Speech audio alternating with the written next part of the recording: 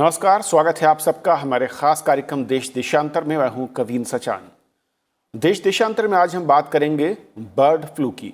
जी हां, देश में कोरोना के बीच बर्ड फ्लू फैलने की खबरें आ रही हैं और अब तक करीब 10 राज्य इसकी चपेट में हैं और धीरे धीरे ये दायरा बढ़ता दिख रहा है। बर्ड फ्लू पक्षियों पर फैलने वाली एक बीमारी है जिसके चलते अब तक कई हजार पक्षियों के मरने की खबर है और संक्रमण के खतरे को कम करने के लिए अलग अलग राज्यों ने अपने कुछ जिलों में पक्षियों को मारने के आदेश भी दिए हैं, जो कि पालतू पक्षी हैं। खासतौर पर अगर हम मुर्गी पालन की बात करें या फिर जो चिड़ियाघर है, वो सबसे ज़्यादा इसकी जद या संकट वहाँ पर भी है।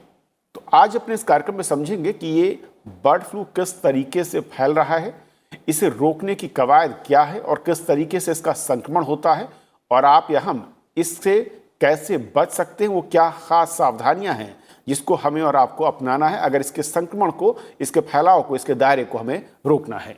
हमारे साथ 3 खास मेहमान हैं जो समझाएंगे इस बर्ड फ्लू को और इसकी सावधानियां क्या हैं। हमारे साथ डॉक्टर पीर जुएल साहब हैं जो कि पूर्व कुलपति हैं NDVSU जबलपुर से। स्वागत है आपका। डॉक्टर आनंद कृष्ण हमारे साथ हैं जो कि एम्स दिल्ली से हैं, प्रोफेसर हैं, आपका भी स्वागत है। और एम्स ऋषिकेश से डॉक्टर बलराम जियोमर हैं। डॉक्टर बलराम, आपका भी बहुत बहुत स्वागत है।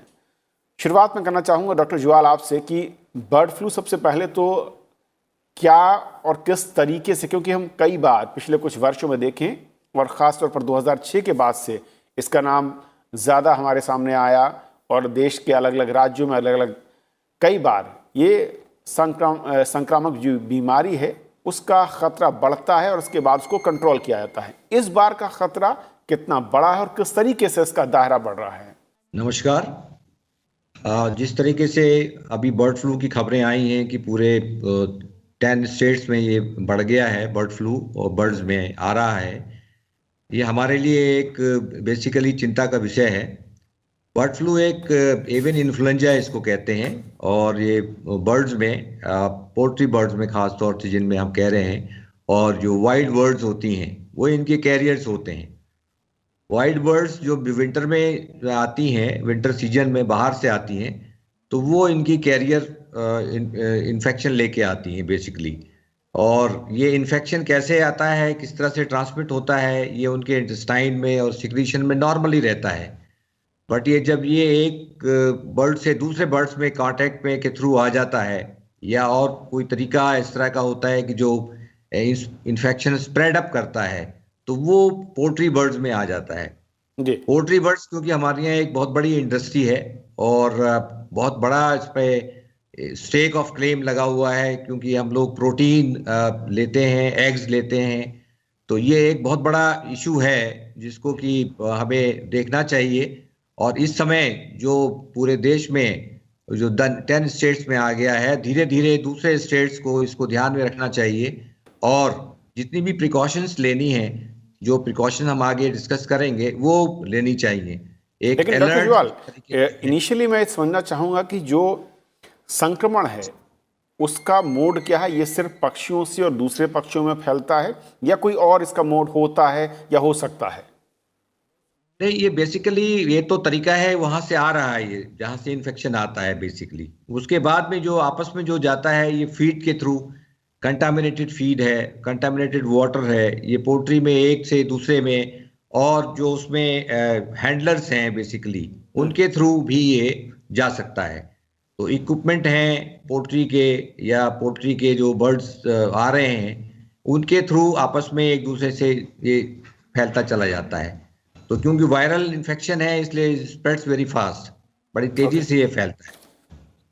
डॉक्टर बलराम, किस तरीके से आप देखते हैं, क्योंकि संक्रमण, सबसे पहले तुम्हें यही समझना होगा कि संक्रमण का जो दायरा है वो बढ़ क्यों रहा है और इसके पीछे जो सोर्सेज हैं, वो जो इसके पीछे के मैं कहूँ कि कारक हैं, जो टूल्स हैं, वो क्या हैं? फीड के थ्रू है या चेक्स, या जो हम एक की बात कर रहे थे वो है, या हैंडलर जो लोग वहाँ पर काम करते हैं वो दूसरे के साथ मिलते हैं? ये साइकिल जो है, थोड़ा सा इसको मैं समझना चाहूँगा। ये जो इस समय बर्ड फ्लू में जो स्ट्रेन है, ये H5N8 इन्फ्लुएंजा वायरस का स्ट्रेन है। और इन्फ्लुएंजा वायरस एक श्वसन तंत्र या रेस्पिरेटरी वायरस है, जैसे कि हमारा कोविड-19 का वायरस है। कोविड-19 वायरस जो है उसकी ट्रांसमिसिबिलिटी या जो संक्रमण करने की क्षमता है वो बहुत ज़्यादा अधिक है। पर जो वो ये ह्यूमंस की बात कर रहा हूँ मैं। और जो हमारा H5N8 है, ये ह्यूमंस में तो नहीं करता है, पर बर्ड्स में इसकी संक्रमण करने की क्षमता करीब 60% के आंकी गई है। 60% ट्रांसमिसिबिलिटी है।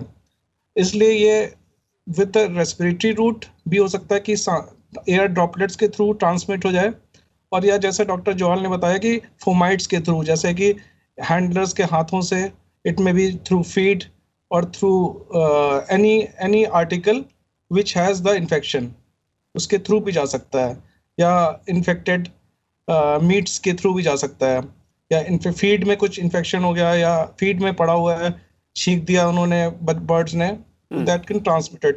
Basically it is a transmissible through respiratory route. ये सबसे ज़्यादा ट्रांसमिसेबल है। और एक चीज़ और भी है कि ये जो रेस्पिरेटरी वायरस है या इन्फ्लुएंजा वायरस है, ये जेनेटिक रिसॉर्टमेंट से बनता है, तो ये लगातार चेंज होता रहता है। तो जो नए एनिमल्स हैं उनमें उस तरह की एंटीबॉडीज नहीं बन पाती जो पुराने वायरसेस होते हैं, इसलिए ये हाईली कंटेजियस या हाईली इन्फेक्शियस है। और क्या जिस तरीके से हम देख रहे हैं कुछ राज्यों में जहां पर पोल्ट्री जो पूरी इंडस्ट्री है वो ठीक है, इससे प्रभावित होती नज़र आ रही, उसके पीछे के कारण समझ में आते हैं, लेकिन कुछ जगहों पर उस इंडस्ट्री से अलग जो कि शायद उसके पीछे माइग्रेटेड जो बर्ड्स हैं इस सीज़न में आती हैं वो रीज़न है, और उसके चलते जो हमारे देसी मैं कहूँ कि पक्षी हैं वो भी इसके संक्रमण का शिकार हो रहे हैं। ये जो H5N8 देखा गया है, सबसे पहले इजिप्ट में देखा गया था। इजिप्शियन बर्ड फ्लू कहलाता है ये। तो हो सकता है वो माइग्रेटरी बर्ड से आ गया हो, और या फिर इन हाउस भी हो सकता है, क्योंकि हमारे यहाँ भी ये ऑलरेडी एग्जिस्ट करता है बर्ड्स में। अब वो जब क्वांटिटी ऑफ वायरस ज़्यादा हो जाती है तो वो फैलने की क्षमता या कुछ रीअसॉर्टमेंट करके वो ज़्यादा संक्रमित या ज़्यादा पैथोजेनिक बन जाता है, राइट। तो इट कैन बी पॉसिबल कि वो बाहर से आ सकता है, और इट इज़ अ पॉसिबिलिटी कि इन हाउस कहीं हुआ हो तो ट्रांसमिशन हो गया हो, पर चांसेस हैं कि वो बाहर से माइग्रेटरी बर्ड के द्वारा आने के चांसेस काफ़ी ज़्यादा हैं। डॉक्टर जुयाल, क्योंकि जिस तेज़ी के साथ हम देख रहे हैं कि एक ज़िला या इसके बाद दूसरा ज़िला या फिर एक दूसरे राज्य में इसकी खबरें आ रही हैं, इनिशियल कोई पहचान है या फिर जो हम जिससे कहें कि लोकल जो लोग हैं जो कि इस पूरे के पूरे पक्षियों के साथ जुड़े रहते हैं वो समझ पाते हैं, या इसमें इतनी तेज़ी के साथ ये फैलता है कि उसे समझना, उसके बारे में जब तक आप कुछ सोचें या फिर मेडिसिन को लेकर या क्योर करने की बात करें उससे पहले ही अपना काम कर देता है?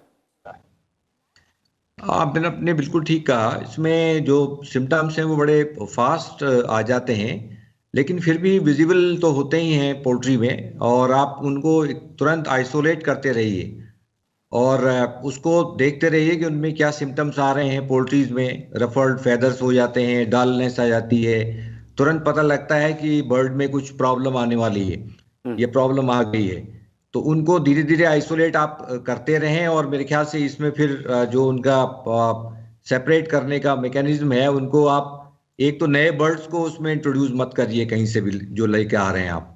फॉर एग्जाम्पल, आप कोई नया स्टॉक ले आए, आपको मालूम नहीं है, आपने नया स्टॉक ले आए हैं और उसके साथ में आपने मिक्सअप कर दिया है, तो this is all possibility that में कंटामिनेट, वो उस तरीके से आगे बढ़ सकता है इन्फेक्शन।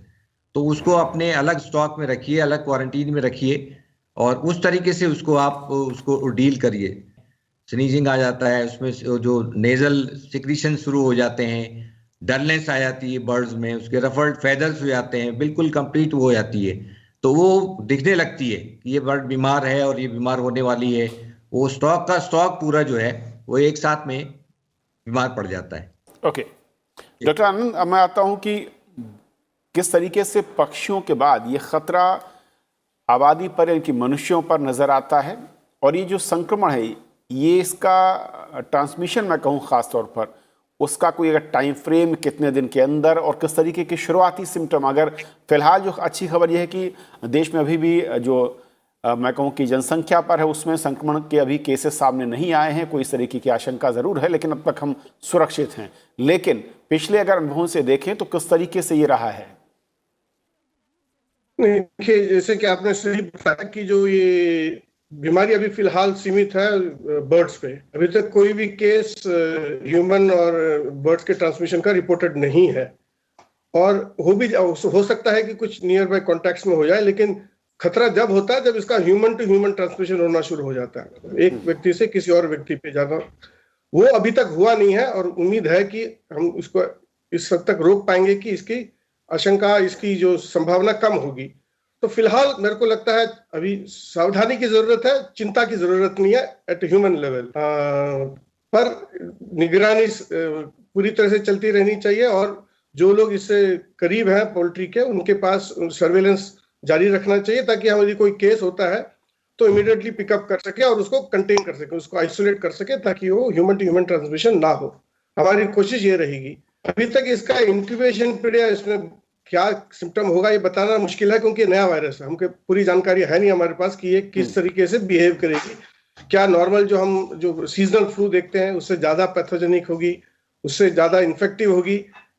क्योंकि हमारे पास फिलहाल इसका कोई इम्यूनिटी नहीं है, तो जरूर है कि जो फैलने की संभावना काफी तेज फैलने की संभावना रहती है, पर कितनी फैटल होगी, कितनी बीमारी सीरियस होगी, अभी बताना जरा मुश्किल है। तो पर जैसे मैंने कहा कि इतने चिंता करने की बात नहीं है अभी फिलहाल।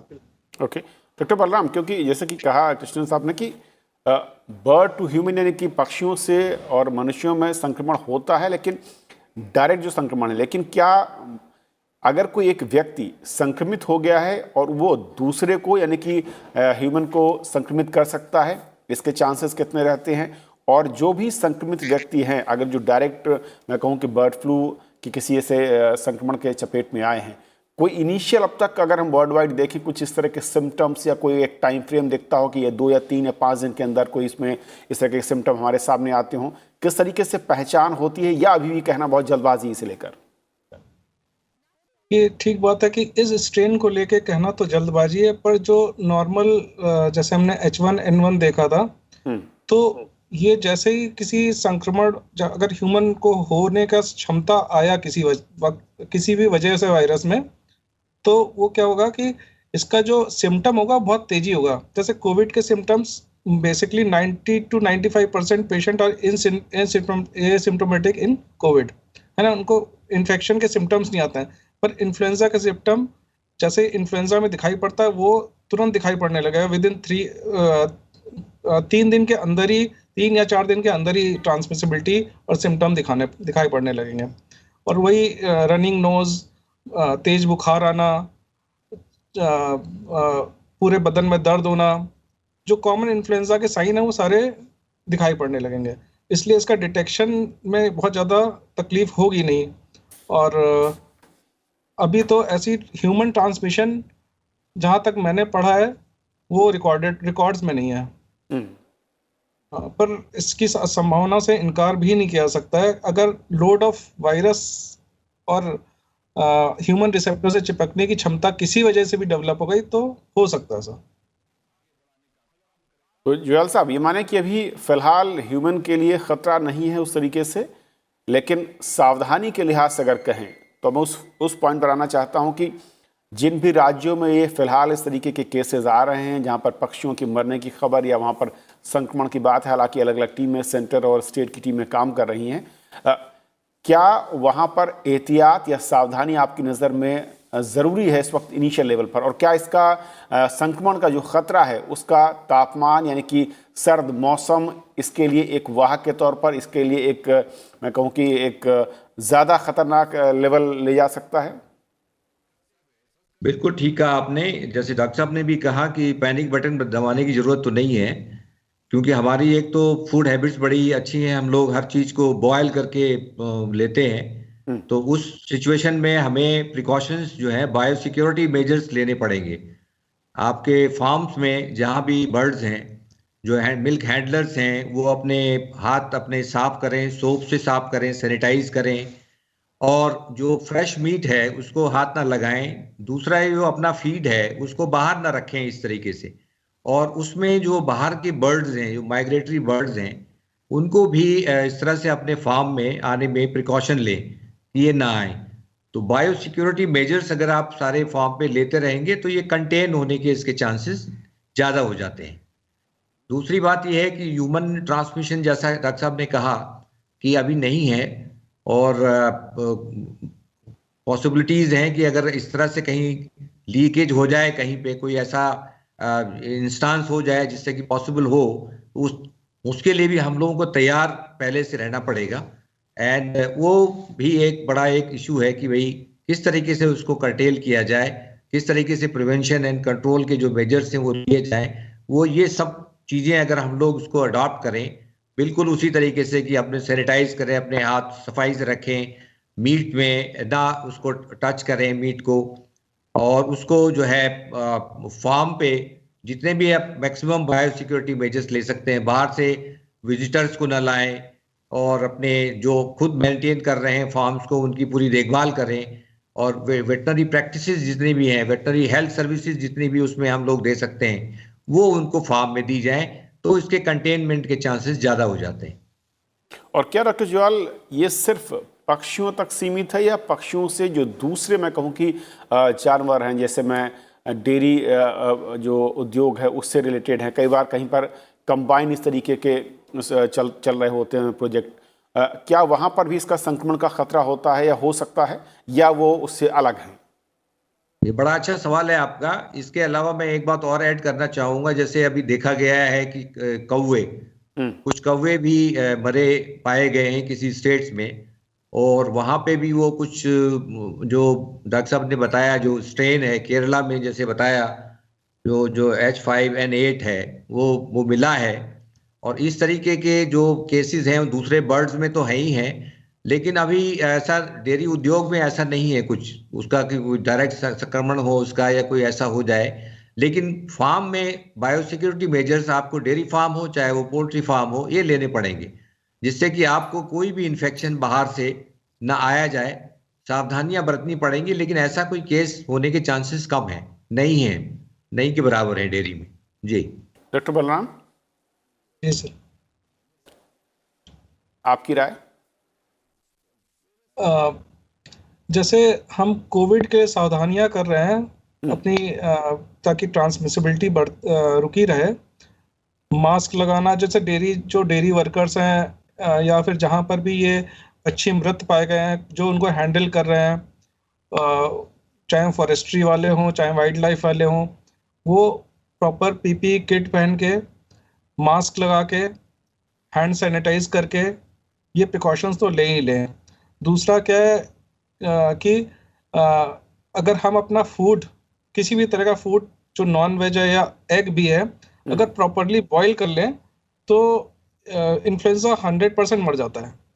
अगर अनबॉइल्ड, जैसे बहुत से लोग हाफ बॉइल्ड वगैरह खाते हैं या फिर रॉ मीट खाना पसंद करते हैं, दे शुड अवॉइड 100%। अगर वो ये मतलब ये चीज़ तुरंत हो कि रॉ मीट नहीं खाना है और एग्स नहीं खाने हैं, और ये चीज़ें जो हम कोविड की सावधानियाँ plus cooking of properly cooked food और सारी हाइजीन प्रैक्टिसेस करते हैं, तो उसकी ट्रांसमिसिबिलिटी एटलीस्ट ह्यूमन में तो नहीं होगी।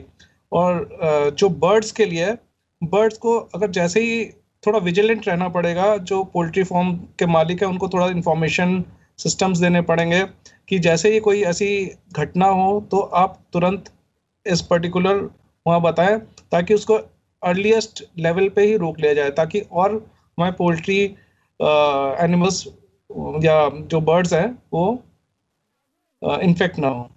तो सावधानी ही बेहतर है।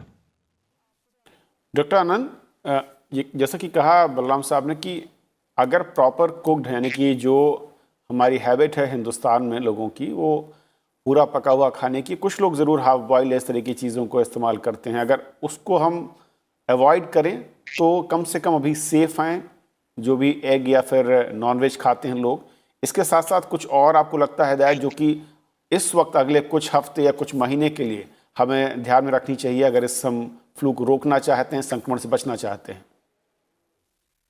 नहीं, आई थिंक जैसे डॉक्टर उमर ने बताया उतना ही काफी है। कोविड जैसे ऑलरेडी हम लोग कोविड रिलेटेड अप्रोप्रिएट बिहेवियर कर रहे हैं, मास्क लगा रहे हैं, हाथ धो रहे हैं, और इसके साथ यदि हमारी फूड का अपना मीट और चिकन का अच्छी तरह कुक करके इस्तेमाल करें तो फिलहाल तो इससे ज्यादा इसकी सावधानी की जरूरत नहीं है।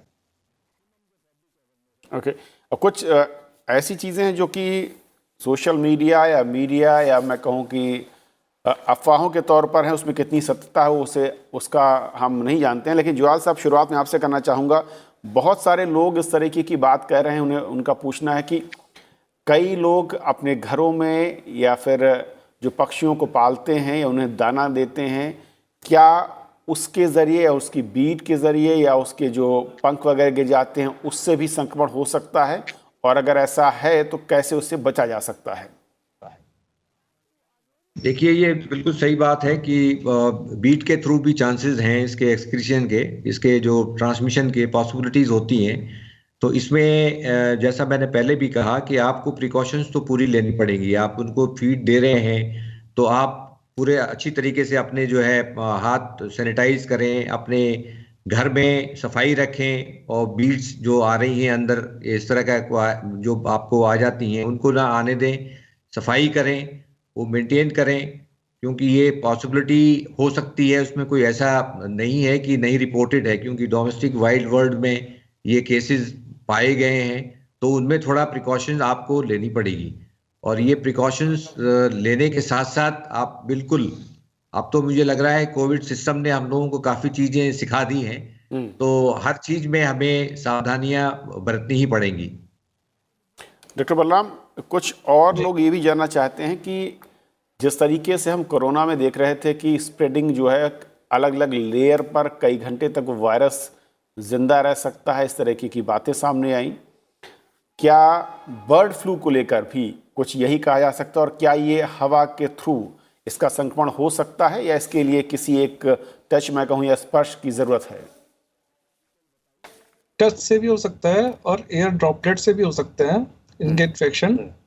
एयर से संक्रमण भी हो सकता है, पर ड्रॉपलेट इन्फेक्शन है तो बहुत दूर तक ट्रैवल नहीं करता ये ड्रॉपलेट, राइट।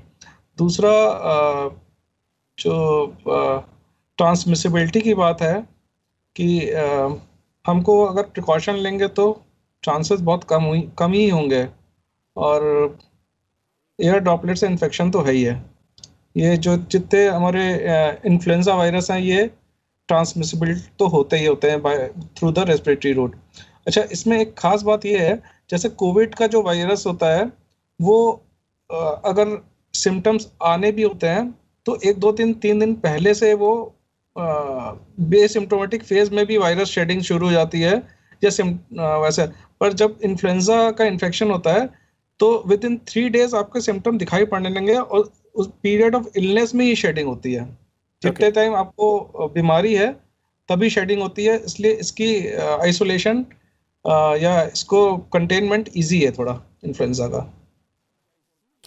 डॉक्टर कृष्णन, अगर जो लोग पक्षियों के साथ जुड़े हुए वहाँ पर काम कर रहे हैं या करते थे, अगर कुछ सिम्टम इस तरीके के नज़र आते हैं तो इनिशियली उन्हें क्या आप सलाह देंगे या क्या उन्हें करना चाहिए? नहीं, जैसे यदि कोई खासतौर से पिछले कुछ दिनों में, यदि पहले काफी दिन पहले कांटेक्ट में रहे तो कोई इसकी बात नहीं है, लेकिन यदि पिछले हफ्ते इसमें कांटेक्ट में रहे हो, बिकॉज जनरली उतना इंक्यूबेशन पीरियड मान के चले हैं, तो उनको तुरंत किसी हेल्थ फैसिलिटी में जाके रिपोर्ट करना चाहिए। म्युनिसिपल यदि फैसिलिटी है, कॉर्पोरेशन, उनको इन्फॉर्म करना चाहिए और उनका टेस्ट होगा, और उसके हिसाब से जैसे पाया जाएगा उसके हिसाब से उसका इनका इलाज होगा। तो सतर्कता मेंटेन करनी चाहिए, और जिसको भी कोई सिम्टम आता है, जो लोग एनिमल्स के साथ काम कर रहे हैं, they should report immediately to health facility. और सरकार ने जहां पे हो रही है वहां पे वो ऑलरेडी वो इन्फॉर्म करना कि कहाँ पे जाना चाहिए, तो उसके हिसाब से उनको वहां पे जाके रिपोर्ट करना चाहिए। डॉक्टर जुआल, एक आखिरी सवाल आपसे, क्योंकि बहुत सारे इलाकों में खासतौर पर जब सर्दी का मौसम हो और जब टेम्परेचर काफ़ी ज़्यादा लो रहता है, कई बार हम देखते हैं कि पक्षियों की मौत की खबरें आती हैं, और बर्ड फ्लू के चलते भी कई शहरों में, कई ज़िलों में पक्षियों की मौत हो रही है। क्योंकि दोनों में डिफ्रेंशिएट करना, फ़र्क महसूस कर पाना बहुत आसान नहीं है एक आम आदमी के लिए। लोग इससे भी डरे हुए हैं कि कैसे हम पता कर पाएं, या अगर कोई भी पक्षी उनके इलाके में, उनके घर के आसपास इस तरीके से मरा हुआ दिख रहा है, जिनकी संख्या एक से ज़्यादा है, उन्हें क्या एहतियात बरतनी चाहिए और उनके लिए क्या बेस्ट तरीका है?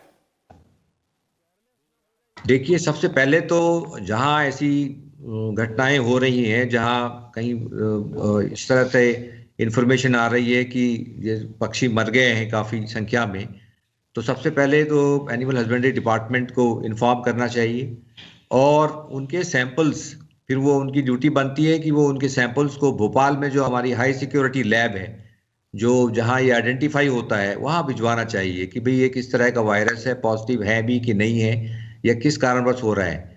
क्योंकि ये आपने ठीक कहा, ये जो समय है जो विंटर सीजन का है, इसमें ये वायरस पनपता है और इसमें चांसेस ज्यादा हो जाते हैं।